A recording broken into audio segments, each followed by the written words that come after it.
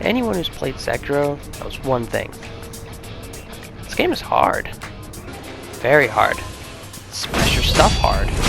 So what if we, I don't know, beat the game without attacking with our sword? Our one and only weapon, and we take it away? What does that leave? Prosthetic tools? That's lame. I'm thinking hand-to-hand combat.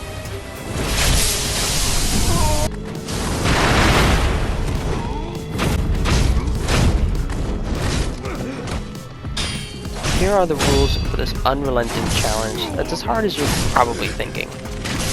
No attacking with swords. If I do, I die immediately or restart the idol.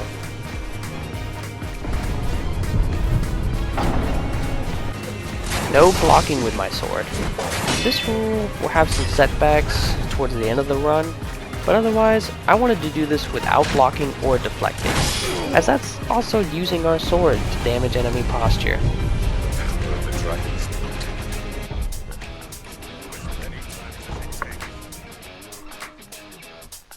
No prosthetic tools unless deemed necessary.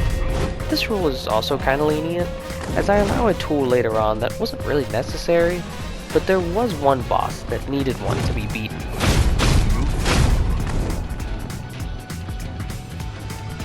But otherwise, this was just about toolless.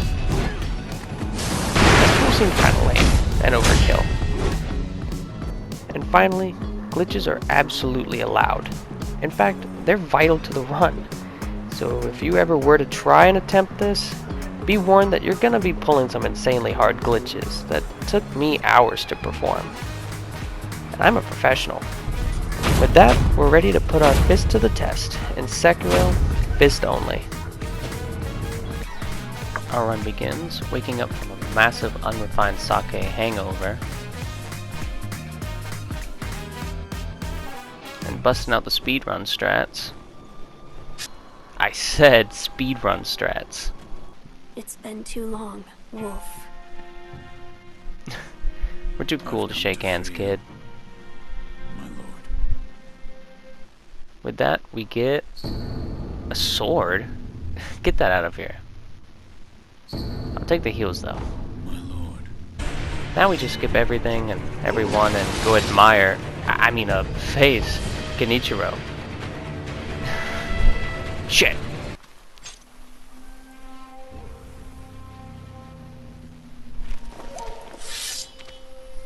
Look at me busting this sword out like I even know how to use it.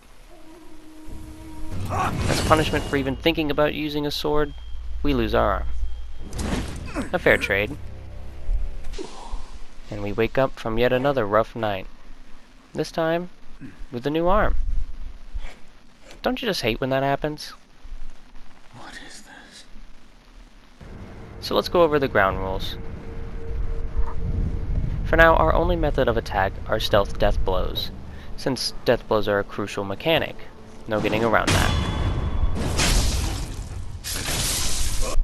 Other than that, no sword, ever. Doing so results in a trip back to the bonfire, or just purposely dying. So be sure to stealth both enemies here, so we can safely perform our first of many glitches needed to make this run possible. By running off this ledge here and performing a delayed jump, we can actually reach the other wall. But mind you, it is insanely hard to do this, even without a big guy trying to turn you into a pancake.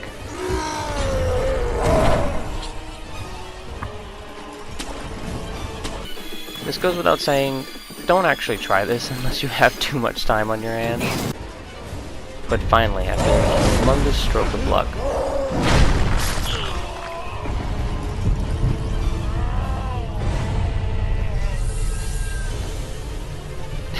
just like that, we did it. I'd actually never done this glitch before here, so this was actually pretty cool to do.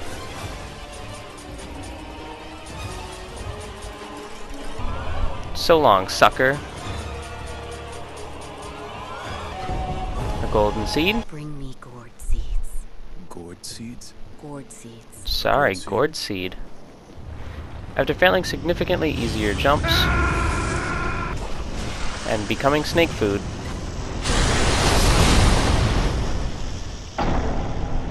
I get my revenge with another mandatory death blow.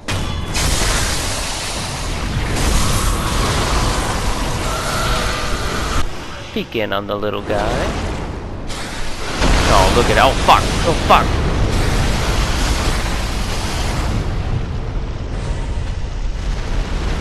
With that, it was time for our next boss. And as anyone knows... Excuse me. As anyone knows, there is a very easy, infamous glitch in this arena. Let's try that again. So for this boss, and more widely known for the Demon of Hatred, you can actually climb onto this tower back here.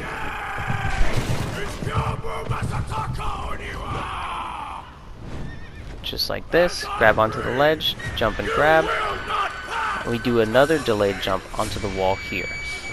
Practice always makes perfect with this, but this glitch, at least to me, is one of the easier ones to perform. Just like that, we are outside of his arena, ready to move on. Or, we could hang on this ledge here, and actually have the boss do a little oopsie poopsie.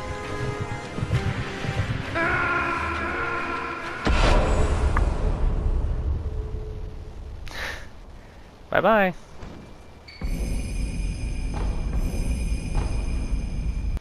A treat for my work thus far. What is it? So we can unlock Makiri Counter, another crucial tool for our arsenal.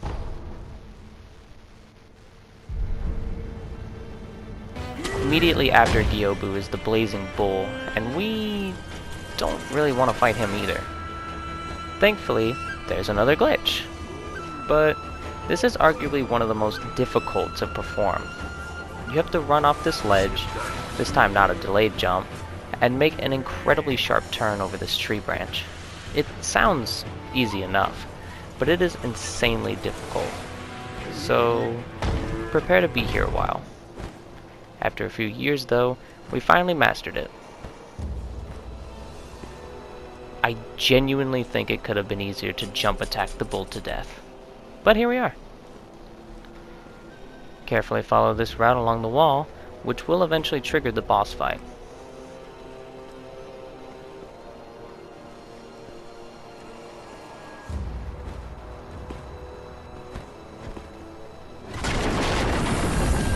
But what's he gonna do? Climb up the wall? Look at him down there. Dummy.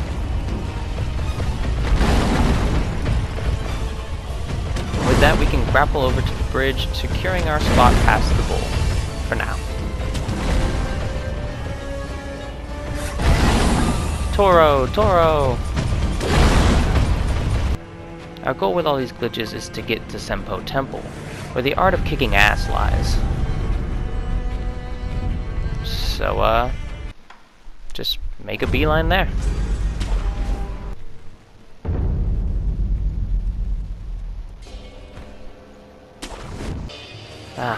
What are these called again? A gourd seed? Alright. There's only one boss left on our way of acquiring ass-kicking abilities. So, how do we go about this? I mean, this is a gimmick fight. Our sword couldn't even do anything to him, even if we knew how to use it.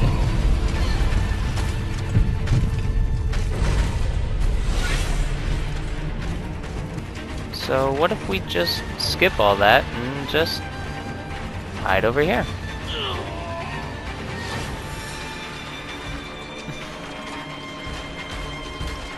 Oh, hello.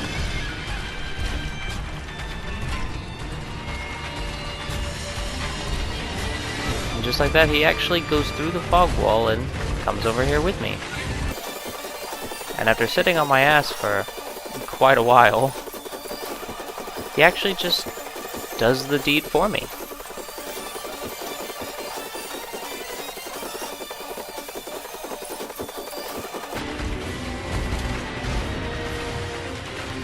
Sadly though, this death does not come with the famous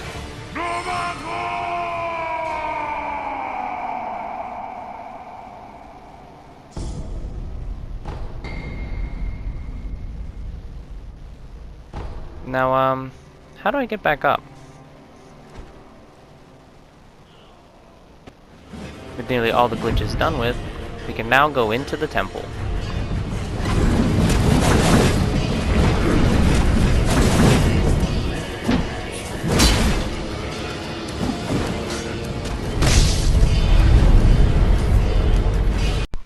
And outside the side exit, through claustrophobic caves,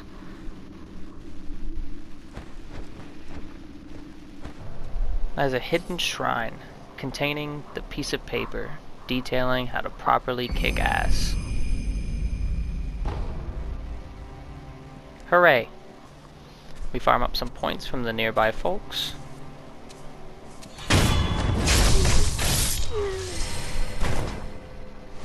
And unlock Praying Strikes, our new main method of dealing damage for the entire game. This skill comes in the form of an elbow slam, then fist bump, but it being a skill means it's used via the block and attack button together, so we'll have to be careful not to accidentally block or attack. With that, we can now go back and actually fight our first boss. This skill is actually very effective at damaging health when the enemy doesn't block, and phenomenal for posture damage. It's safe to just aim for breaking posture instead of dwindling health. The only downside is it's a slow, short combo that leaves you exposed to the constant risk of accidentally using your sword. After cheating my way out of the first death blow, stealth, which we'll be doing a lot, the real fight begins. And as you may expect, this challenge makes boss fights really slow. They usually start by trying to chip at their health, and then focus on posture since it'll just recover slower.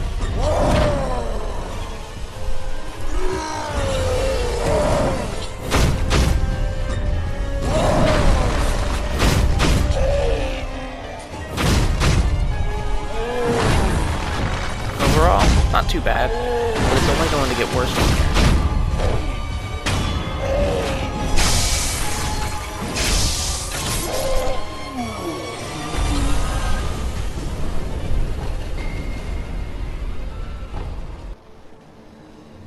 Another cheap stealth blow, and then just beating ass. It takes a while, but since his health has dwindled, it makes filling that posture bar much easier. For these enemies though, don't let them recover their posture, or it'll take even longer.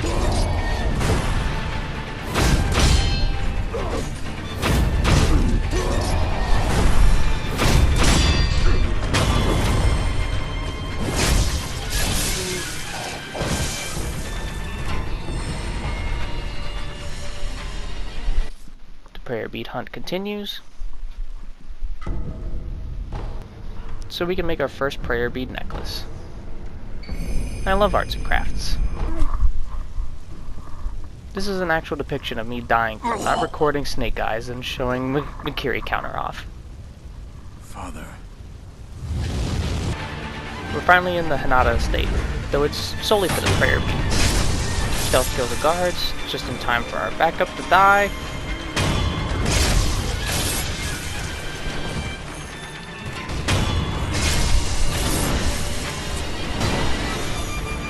Get a cheap stealth blow in, then dispose of the rest of the guards before engaging with the big man.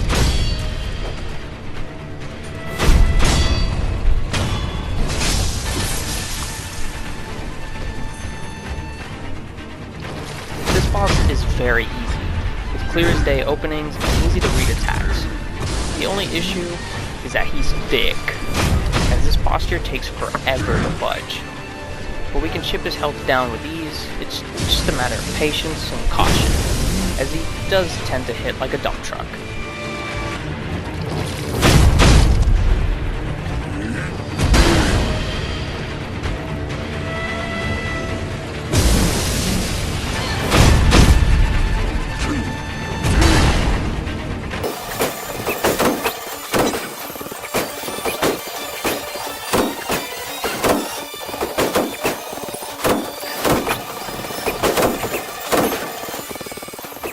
Thankfully, this is the only boss who needs their entire health bar drained.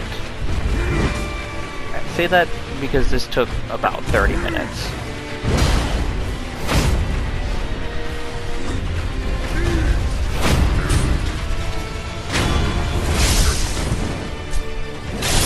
I might have to become a drunkard after that.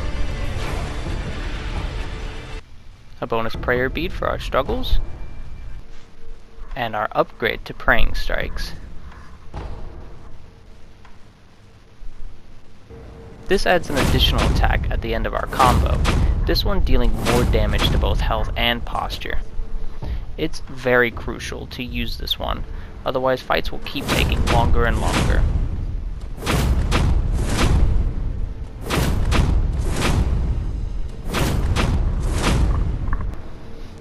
Add on another prayer bead necklace. Whatever this guy is doing.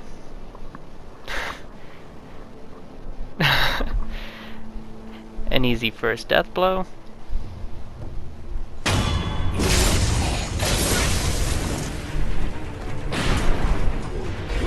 And of course, Makiri counter.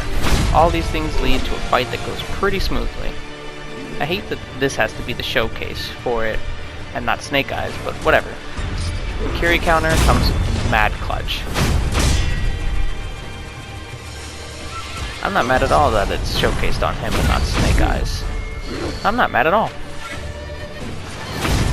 This boss also hits like a truck and can recover posture, but it's susceptible to Makiri counter, which is technically also using our fists to damage an enemy's posture, so of course it's allowed.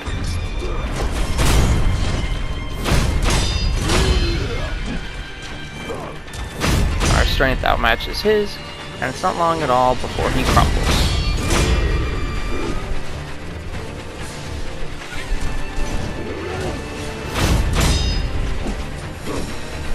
Not even recovering posture could save him.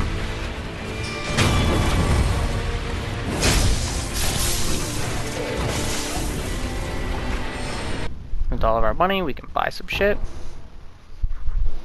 Assassin's Creed our enemies before doing the same to the local boss.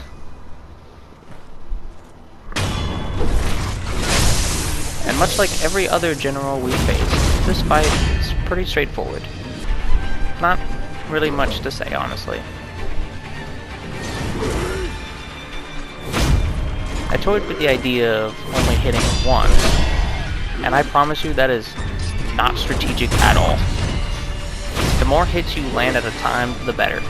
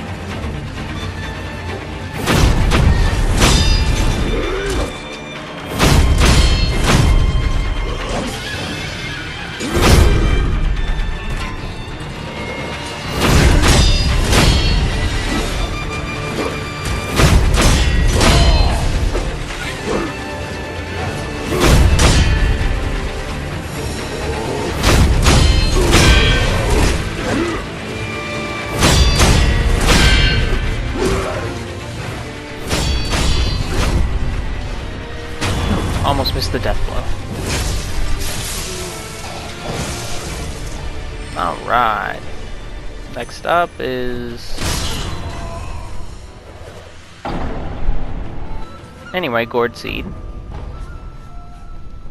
Prayer Bead. An asshole.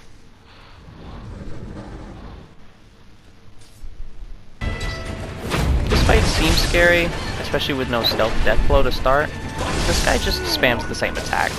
Dodge to the side, and beat the hell out of him. Rinse and repeat.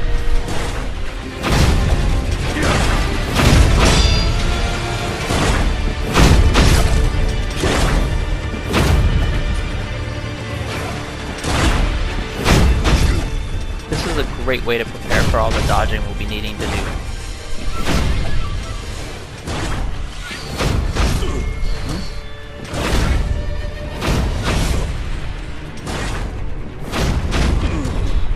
voila! Piece of cake.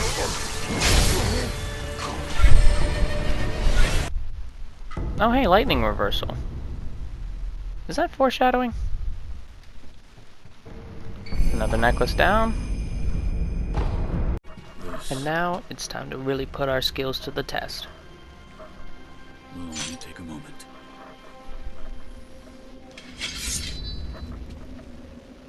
Put that sword away, Sekiro. It's fisting time. Wait a second. If you had any doubts on this being easy whatsoever,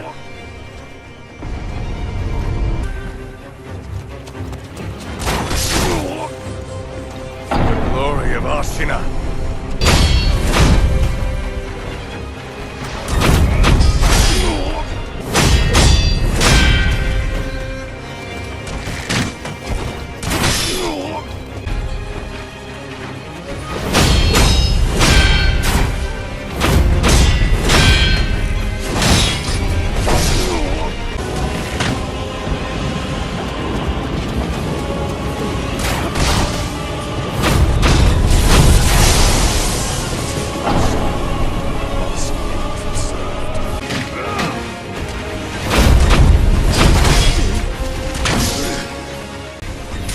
skill issue and accidentally attacking, which again results in immediate death if it deals damage.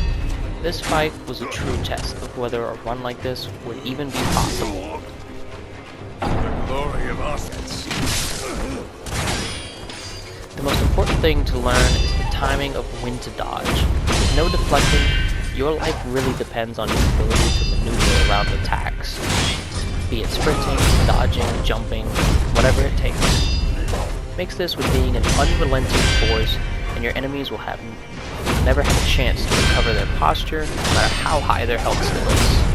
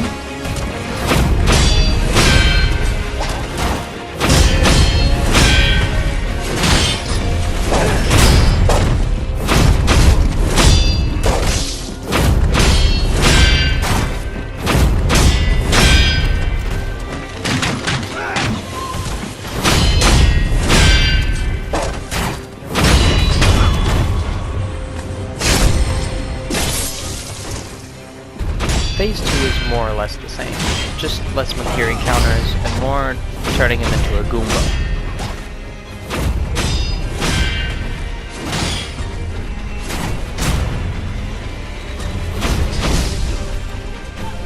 Oh my god, that was close.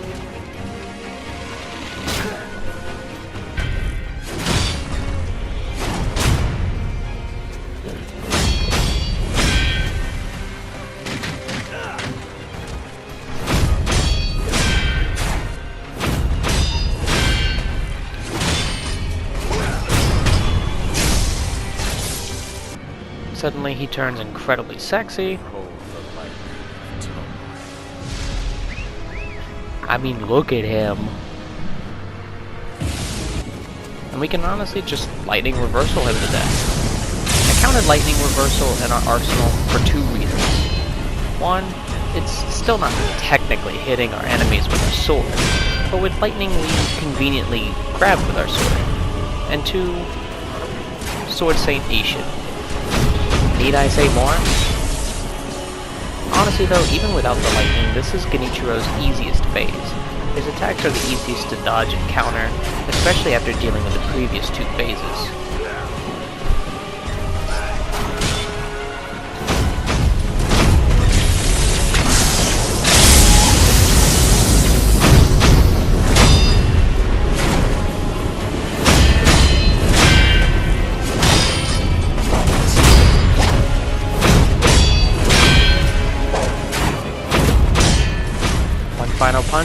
send Genichiro to an early grave.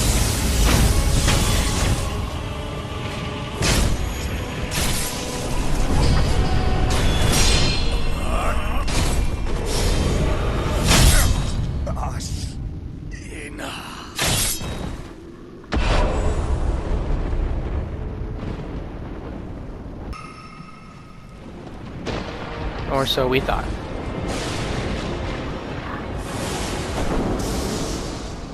With our new skill points, we can unlock the final skill in our arsenal, the Senpo Leaping Kicks. This skill sucks.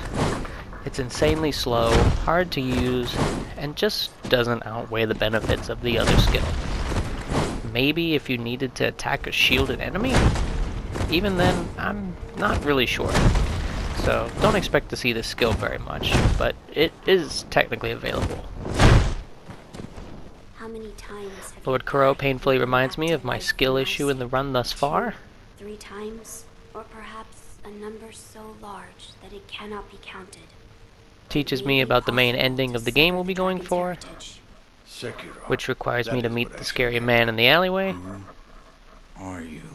The mortal learn about the blade. Mortal Blade, If you which we had can't such a use either, weapon, it may be the key to what you are after. grab this bad boy, and take out some remaining trash. If we needed a better presentation on why Makiri counter is phenomenal, look no further. This guy is painfully weak to it, so just smack his spear.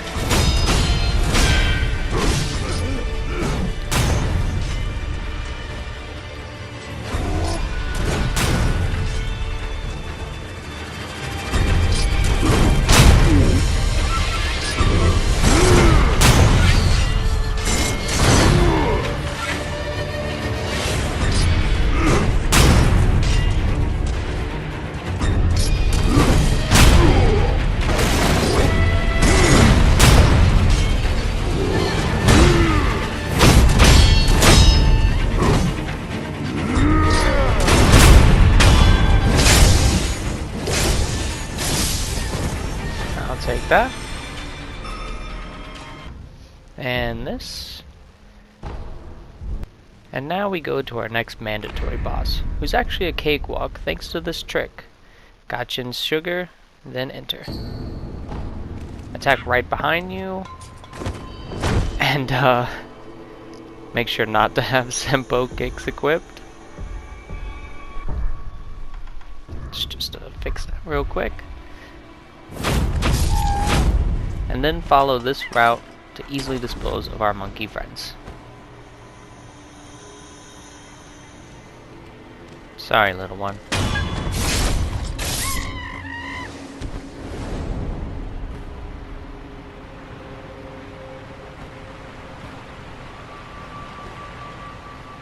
Just keep heading this way. This monkey will still see you, but you can quickly follow him up to the rafters.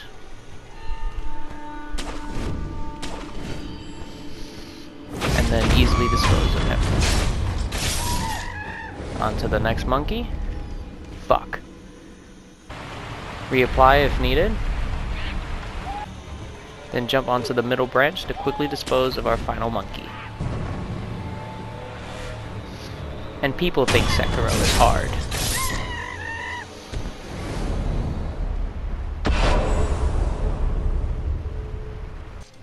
We now can acquire the Mortal Blade, but even the thought of using a sword brings us to our deathbed.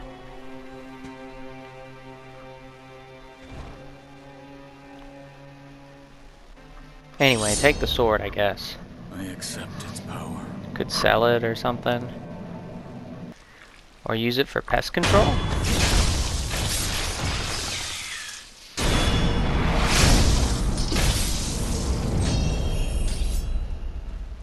Now we can unlock Shinobi Eyes, one of the few remaining useful skills. And remember our friend Blazing Bull?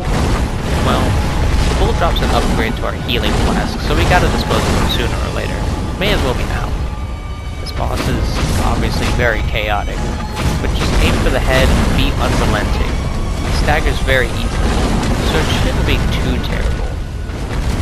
Maybe just try not to get beat to a pulp while you're at it.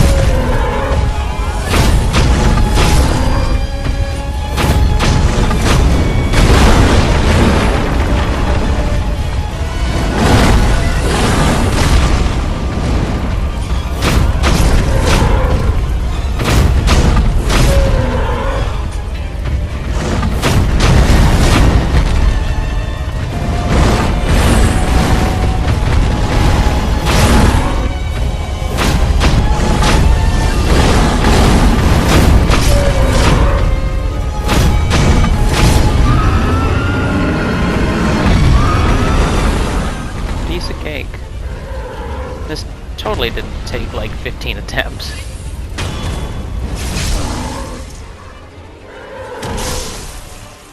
Rest easy.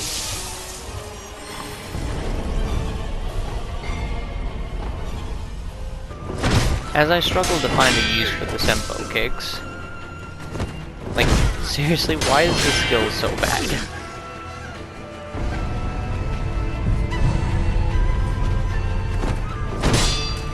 Come on, I have to get at least one kill with it.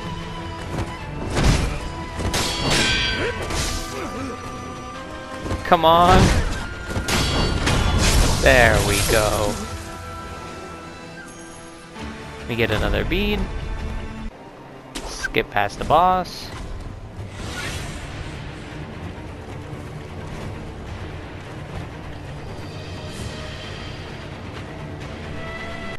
And then come right back for our trademark stealth death blow. Then just beat her up. As long as you dodge the gunshot and back away before the grab, it's really not a very difficult boss. Just keep your distance and close it when the moment's right.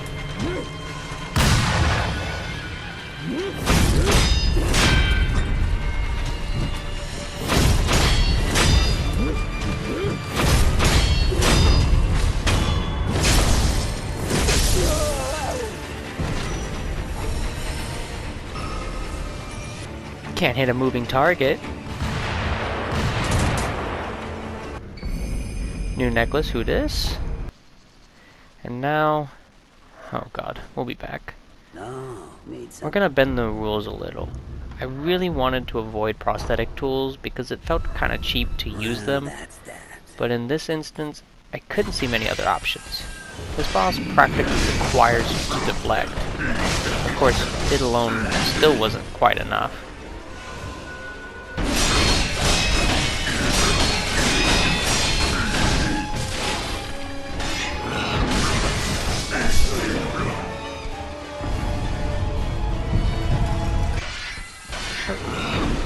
Thankfully, I found this awesome trick with handfuls of ash that works wonders. Who knew this usually useless item would actually come in mad clutch? Ash, hit, umbrella, jump, repeat.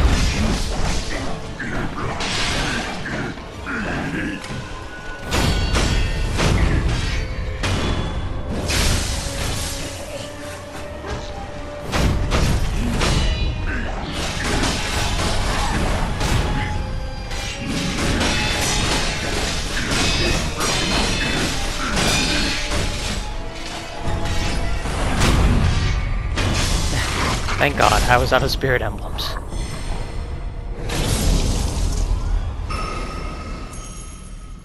Another bead. A snake! And a boss fight that I have been dreading. Before that, we go ahead and tackle the snake in the garden. Or, Snowy Canyon, rather? And have it rain... too late. Yeah, too late for sure. The stealth death blow starts this fight off on a good note. And after that, it's basically just the exact same as the other Snake Eyes. Just don't get hit by the neighboring snipers.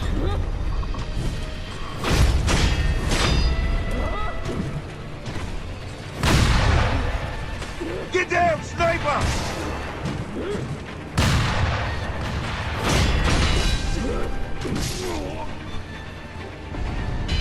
Doing this fight and progressing onward before Guardian 8 allows us to skip the dual 8 fight, so be sure to do this beforehand. Again, just outpace the grab and dodge the shots, and you've got this boss in the bag.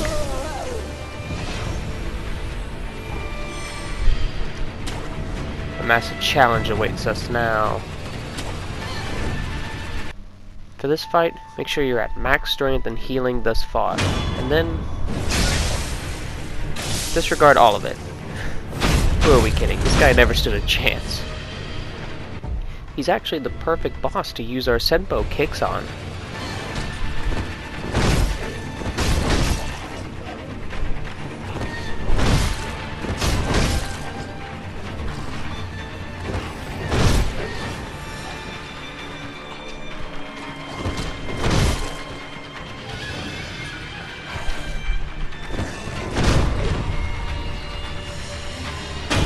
Phew, that was close.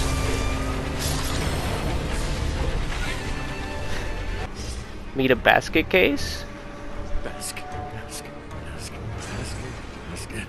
I am a basket. Hey. More beads. For more drip. And after grabbing some of our scarce skills useful for this run, we run past Orin, because like hell we're gonna be able to do that. Then it's time for the classic corrupted monk cheese. Run to the side of the arena to avoid detection. Throw all 10 fistfuls of ash, use snap seeds or firecrackers to lure the boss into as far back of a position as you can.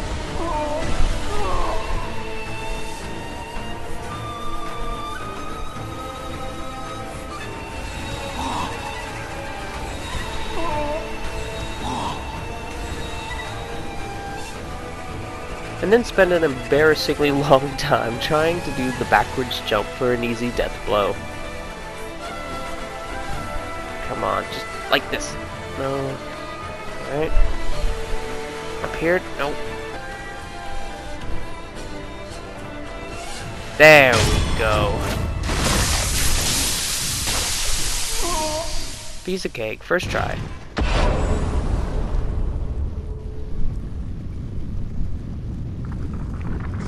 Now he can swim. How neat. One pine cone later. And finally grabbing this for some useful skills for our flasks. Ways to bite into your foes with that fang of yours. And we go collect all the cool stuff underwater. At this point I'm just killing time to delay the inevitable kills as the Guardian 8 poses. But the prayer beads will be quite useful. This guy functions about the same as the last centipede guy. Just be sure to take out his goons first before tackling him.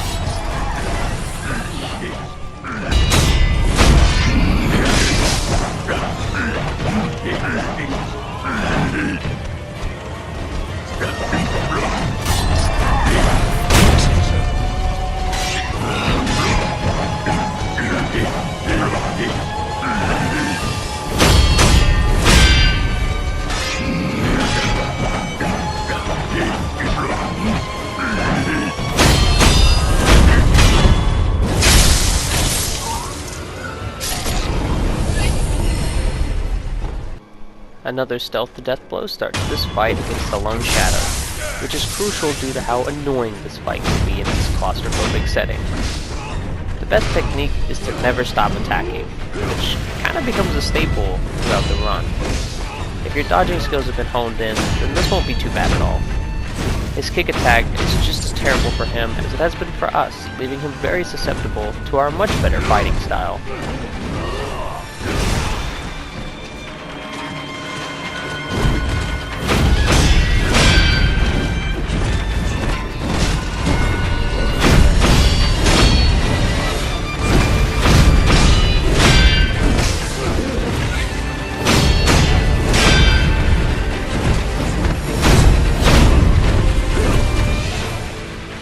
Goes well, until it doesn't. Unfortunately, I accidentally attacked with my sword, and because I thought I was doing the punch attack, I did multiple inputs, leading to an instant death blow I couldn't undo. It's with great tragedy we finished the boss off with our sword. One could argue that since he was basically dead already, it shouldn't count, but I counted it anyway. I died to lose the money and experience I got, and forbid myself from using that prayer bead as proper punishment.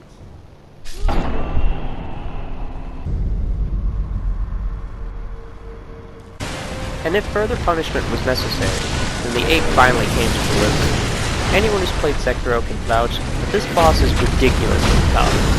Massive health bar, 2 intense phases, hits like a freight train on steroids. It was a mess.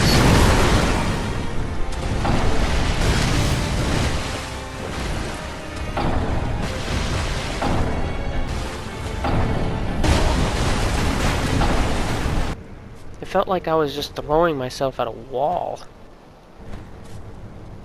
And then, suddenly I clipped through it. Holy shit. Following this incredibly specific and treacherous route inside the boss wall, we could do what was our last glitch of the run, and skip this fight altogether. If you seriously thought I was going to fight this guy with my fists, you're nuts. Hug the wall tightly. And when you get to this point right over here, you're going to need to jump, as there's an invisible hole right here. Continue the wall hugging as you go around this corner here.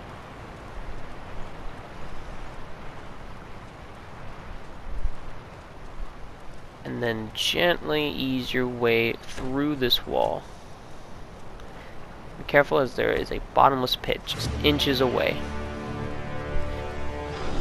Continue hugging the wall, and at this point you'll trigger the boss fight. This is normal, just keep hugging the wall until you get to this spot right here.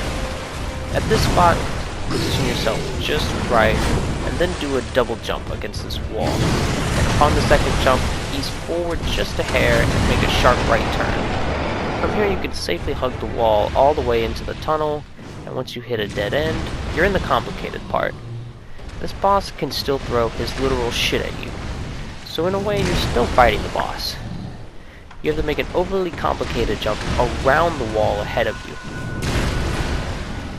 And yeah, this part was the worst. Once you're on the other side, be very careful, as you need to jump across the wall. This sounds about as terrible as it looks.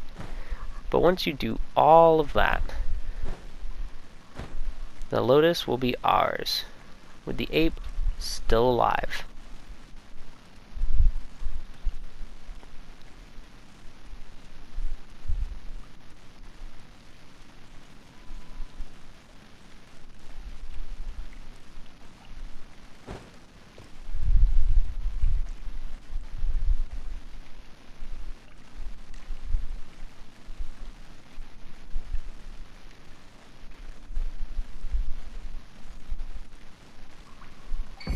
The hard parts are over, for now.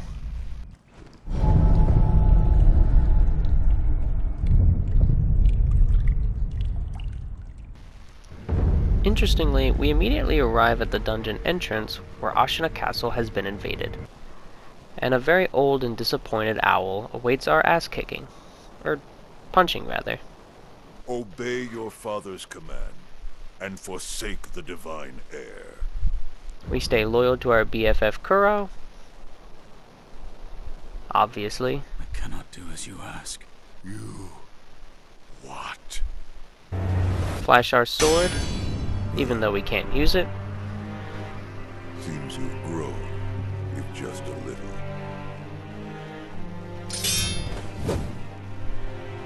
Oh, thank God he dodged it. That would have been rough. Young wolf.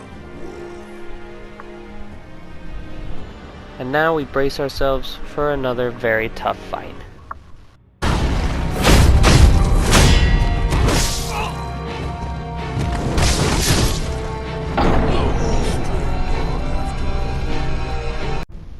I decided to allow firecrackers for this fight, but to be honest, they weren't as monumental as I thought they'd be. Some firecracker trivia: they actually don't deal posture damage to human enemies, only beasts. Which means, in theory, it doesn't damage human enemies. It stuns them, so it could be allowed for the run. But don't think that this was a massive breakthrough or cheat, as it just wasn't needed very often. Most bosses will dodge them anyway, or hit you before they're stunned, so they recover by the time you do. But every now and again they helped, if just a little. It Didn't stop this fight though from being incredibly tough. Our next test of skill.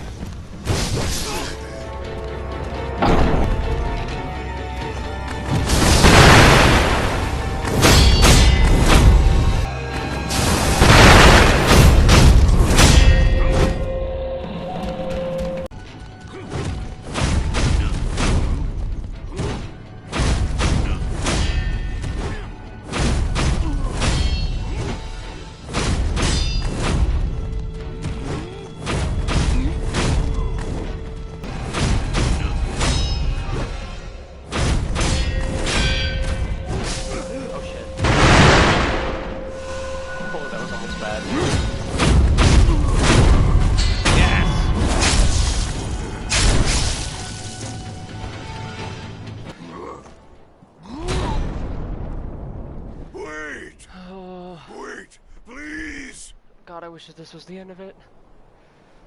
Oh my god. This is the first time we've made it to phase 2.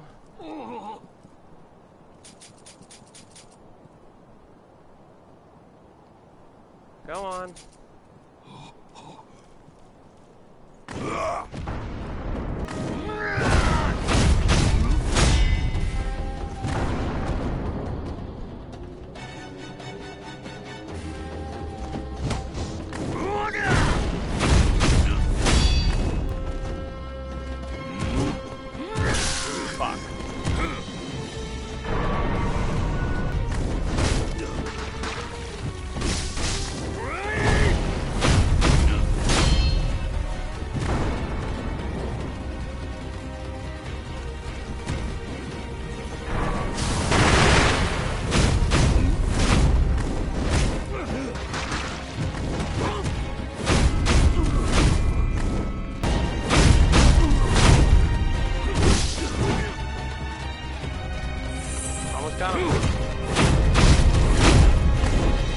Holy shit, I can't believe this. We fucking did it.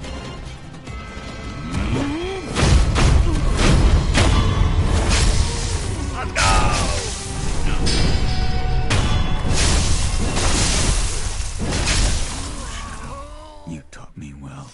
That's my...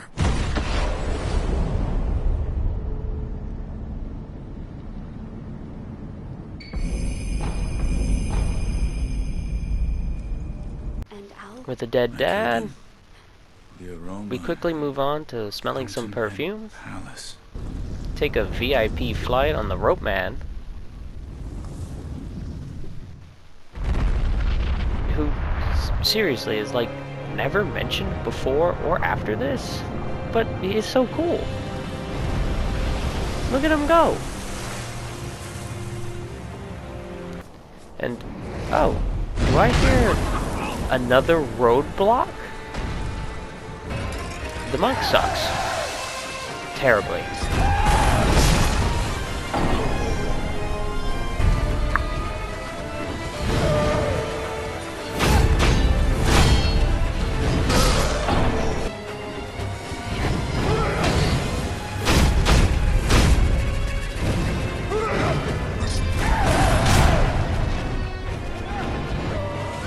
Terribly.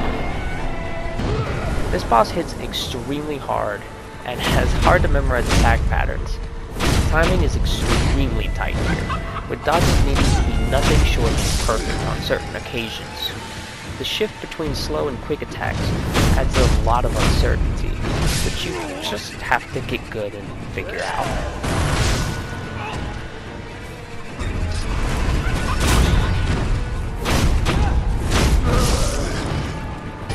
First phase is arguably the hardest, but Makiri counter is a good way to build posture damage.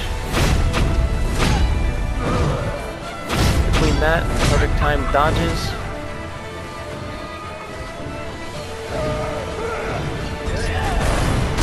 and stomping like a Goomba, phase 1, done. Phase 2, well, you already know we gotta make up for the lack of stealth death blows on this boss.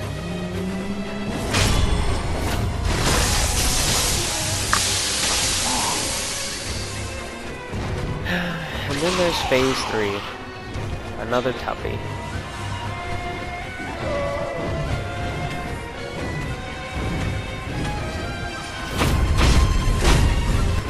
Her signature spinning attack sweeps 5 times, so count down and rush in after 5 for a solid opening. The toughest part are the swift and hard-hitting attacks that those perfect timings I mentioned need to come in. This fight should have been so easy, but for some reason I was just so bad. So bad I had to bust out the rice and divine grass.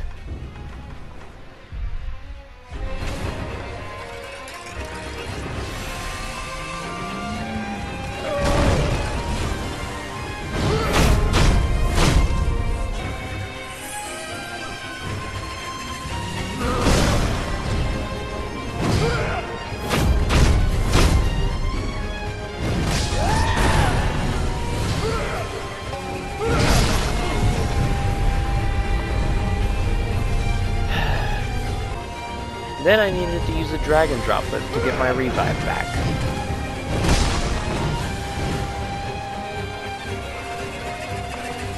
And then I just got in the zone. The kind of zone that you can feel the weather, taste the colors, hear more colors, and I just knew what to do. No revives or heals left, the pressure was high. But we pulled through.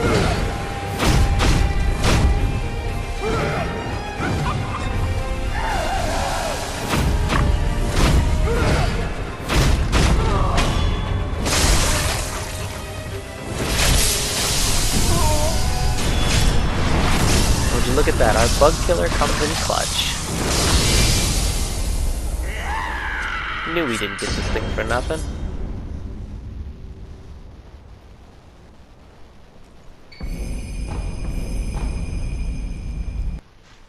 We get some healing upgrades as a little treat. Then we stealth our way through the Fountainhead Palace. I did not want to deal with these dogs. And it seemed like stealth was a pretty viable option. Shit. I'm too old for this. Before we finish the game, we've got some loose ends to settle. Like an old friend.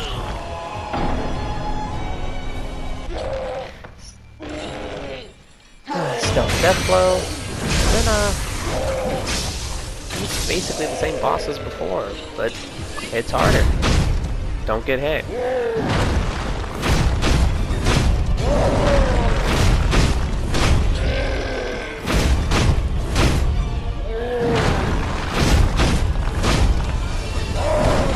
Uh-oh.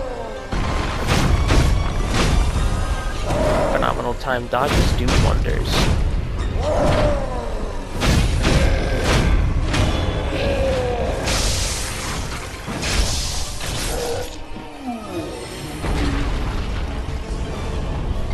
Ooh, extra heal power.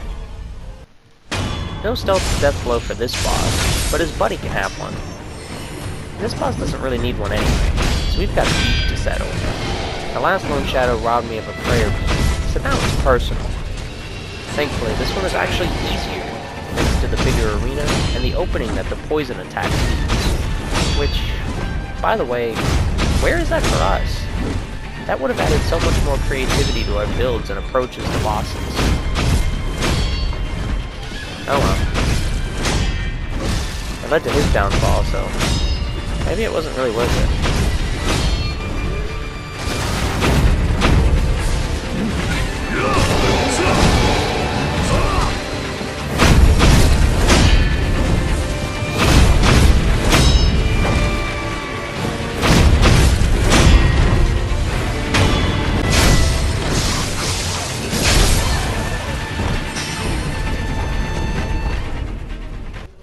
And this guy, it's the exact same as Juzo.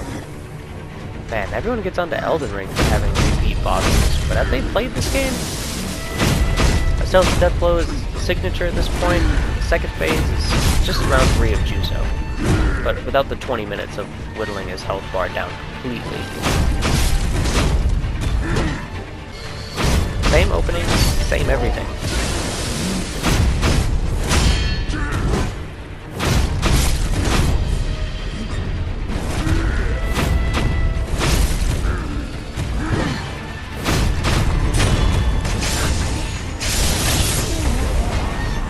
steal his booze, and another bead for our growing collection. Even though we now have 4 beads, we have to take one away due to the Lone Shadow fight, so we need one more, and lucky for us, Fountainhead has one for us. The Sakura Bull is basically the Fire Bull, but way prettier. Oh, it hits super duper hard instead of just the regular super hard. Once again, a tedious fight, but nothing too frustrating or anything to write home about. Hit the noggin, punish the stuns to get more stuns, etc.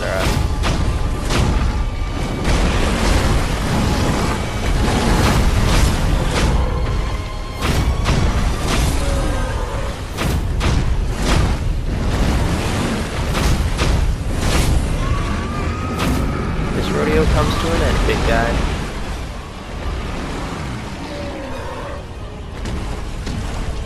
Rest easy.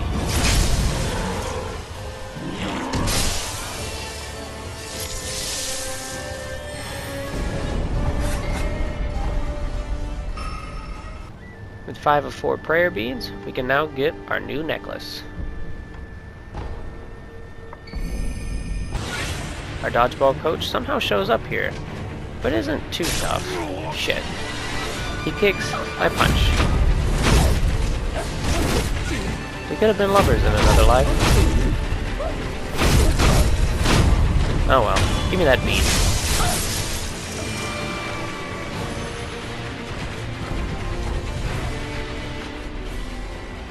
Speaking of beads... Yoink! I play hide and seek with the giant ass koi fish.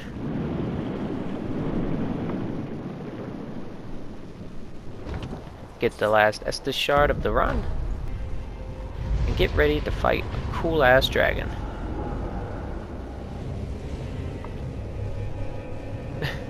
Ew, no, not that dragon. I was gonna beat up those ugly little guys, but I kind of missed the stealthy death blows that had become a staple of the run. Then I remembered that I basically get to do that for this whole phase. Hell yeah.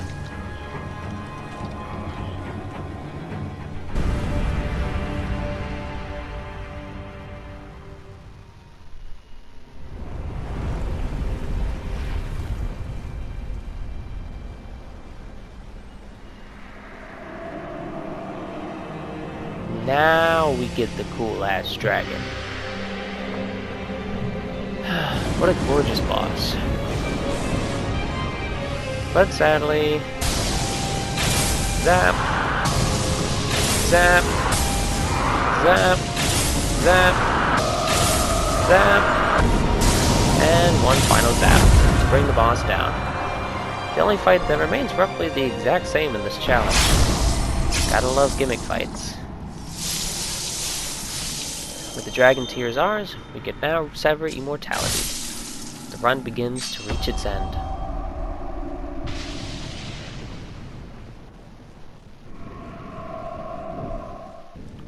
I find Ishin in quite the position, My lord has and learn that escaped the Kuro castle ran through off, the secret like a little passage. dummy. Yes, Master Wolf.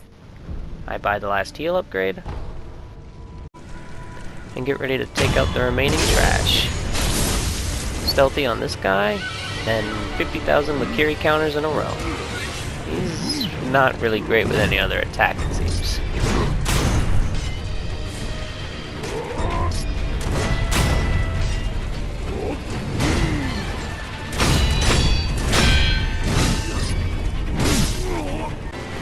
Wish I could say that this was hard, but it wasn't. Too good, I guess.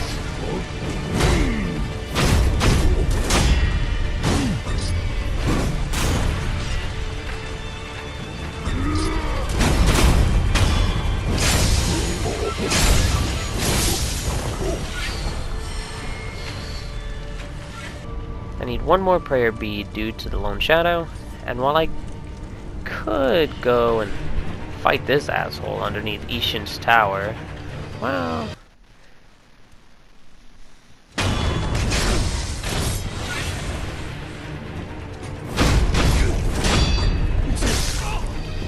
he kinda sucks.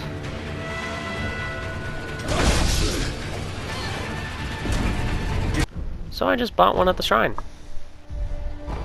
Last necklace of the run. And speaking of last, the last boss fight. It could have been so much easier to just do the Shura ending and have been done with this weeks ago, but everyone wanted Ishin, so here we are. Behold, I hope you're happy. I will restore Genichiro us hasn't learned to anything glory. from his numerous ass beatings, thinking the mortal blade he randomly pulled from his ass will save him.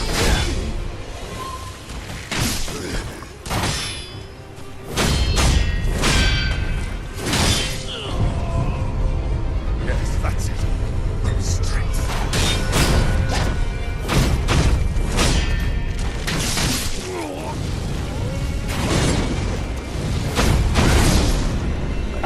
And he was right.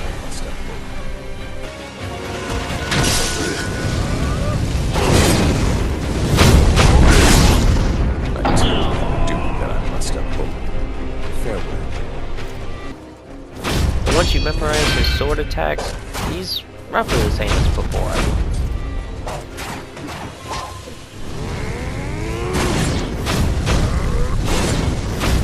Take him out to bring out the real boss.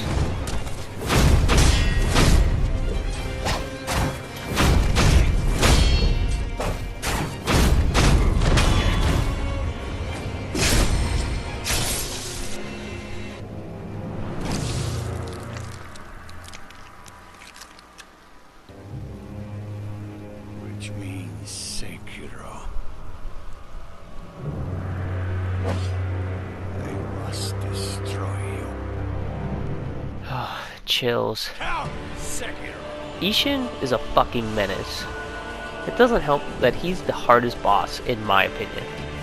I've never been good at fighting him, despite all my hours on this game.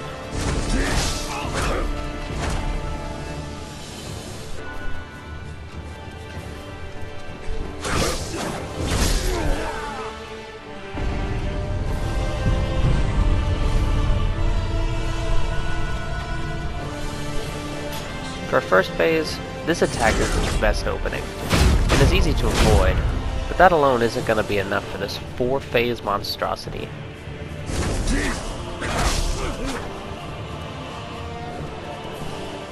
I think a lot of people consider Ishin to be one of the toughest bosses in FromSoft history, and he lives up to that title.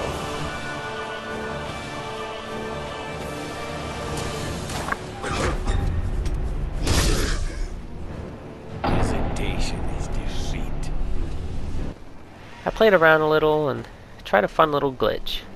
By doing the Oniwa and Bull Skip, saving a file, and going this way, you can actually drop down into the water and still be considered out of the map, allowing you to air swim.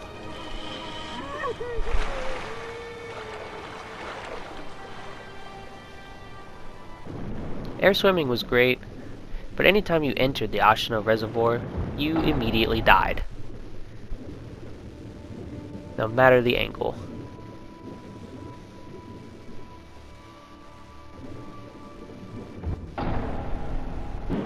I did eventually find a route to Genichiro and Kuro in the arena, but entering the boss fight just leads to an immediate death. No glitches for this fight, I'm afraid. And even worse, no stealth death blows.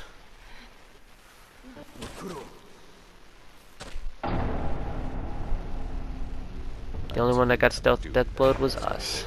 I had to bite the bullet, just keep trying, but nothing worked. I even accidentally used my sword, it was that bad.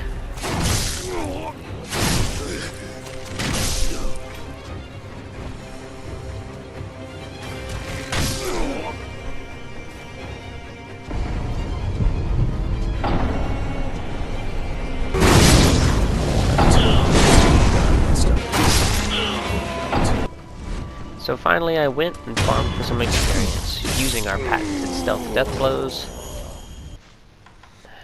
And even then, it just wasn't enough. Ultimately, I had to bend the rules of the run, just for Ishin. I decided that I'd allow myself to block and deflect. This still made for an intense fight, I assure you that, but attacking alone through 4 intense phases just wasn't gonna happen. Sorry if that ruins the run for you. Oh well. I promise you, it still sucked. Anyway, here's almost the entire fight, start to finish. Genichiro is still being Genichiro though, so I roughly skipped past most of that. I think you've seen Genichiro enough.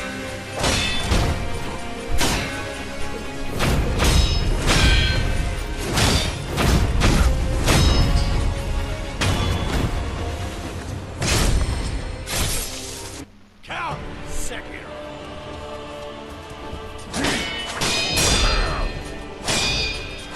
After this sweep attack is a good attack opportunity. And so was this. If I didn't suck, dodged it. I found that Ishin really likes to hug the ledges for some reason, or to be up against the wall, which is insanely annoying. And you can't lure him out without his posture bar going all the way down, as he recovers it extremely fast. You just have to keep the pressure up, even if that means firecrackers, and work with whatever or wherever you are.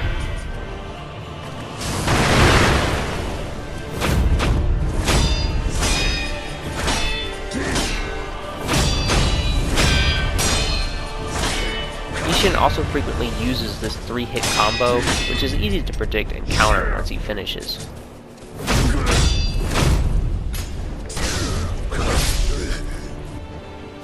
And there goes his posture bar. That just goes to show that you need to keep up the pressure constantly. Don't give him time to breathe.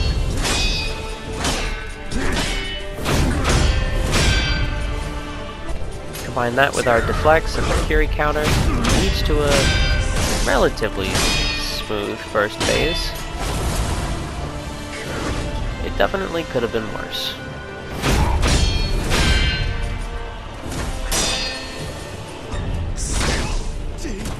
Should have Mercury countered that, don't know why I didn't. Found that happened a lot. Probably just skill issue.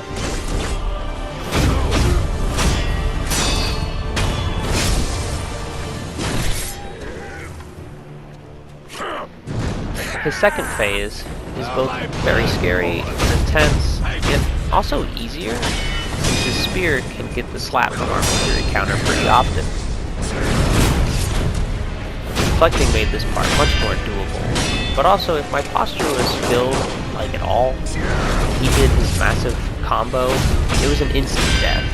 Deflecting all those attacks is just too much. So we have to combine deflecting and dodging.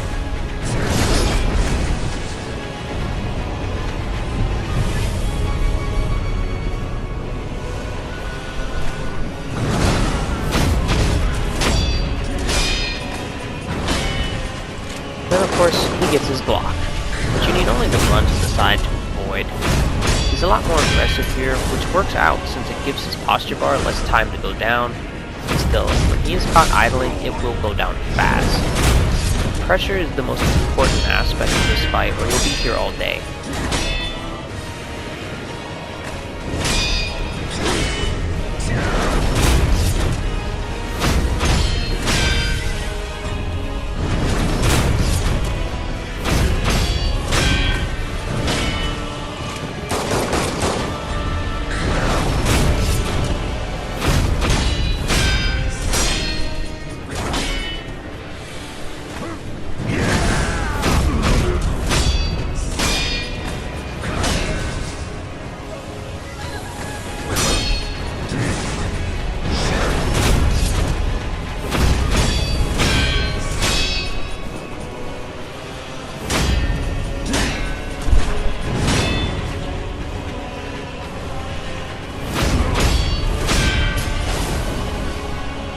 This giant slash attack I always manage to get hit by, so I just outspace it. It usually works for me. There might be a more effective counter for it, but if there is, I don't bother with it.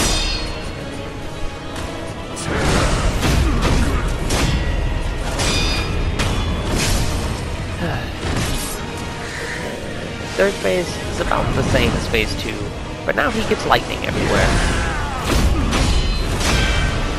But with the power of lightning reversal, and as long as he's done good with the prior 3 phases, it shouldn't be too bad to finish this fight once and for all.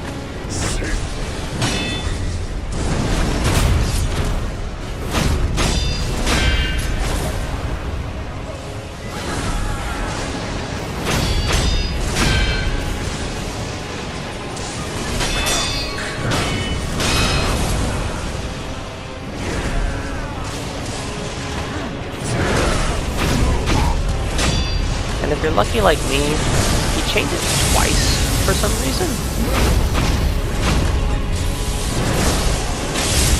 It ultimately helped put an end to the Glock Saint, once and for all.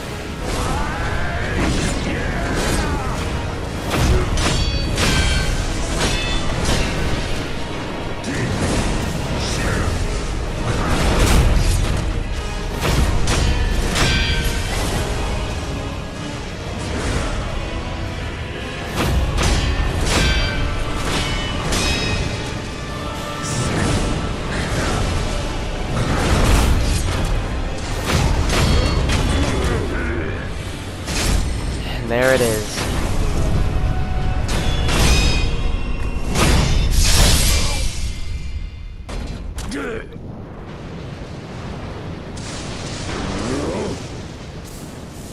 I think we should use the Glock to execute him, but maybe that's just me. Do it! Alright, you gotta tell me twice. Well Done. Sekiro, farewell.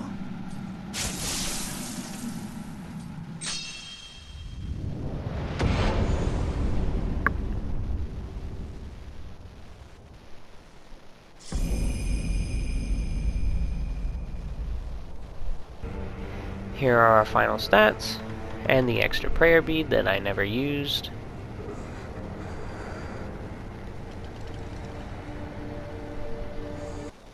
And with that, the battle was over. There were a lot of ups and downs. Glitches on top of glitches, with plenty of stealth death blows thrown in, and every now and again a prosthetic tool. But ultimately, we beat Sekiro without ever attacking with our sword. Except that one guy, we don't talk about him. Take the dragon tears.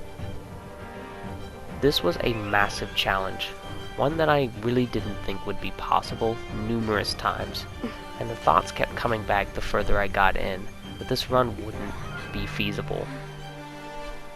I'm extremely impressed that despite the mess, we beat the game with our fists. Thank you for being a part of this shit show of a challenge. If you liked what you saw for some reason, please consider punching the subscribe button and kick the hell out of the like button while you're at it, so I know that this run wasn't completely terrible. Sever these ties of immortality. I'd love to cover Sekiro again, but with the lack of build variety, I just don't know what else to do. If you got any ideas, let me know in the comments. Thank you all so much, and have an incredible day.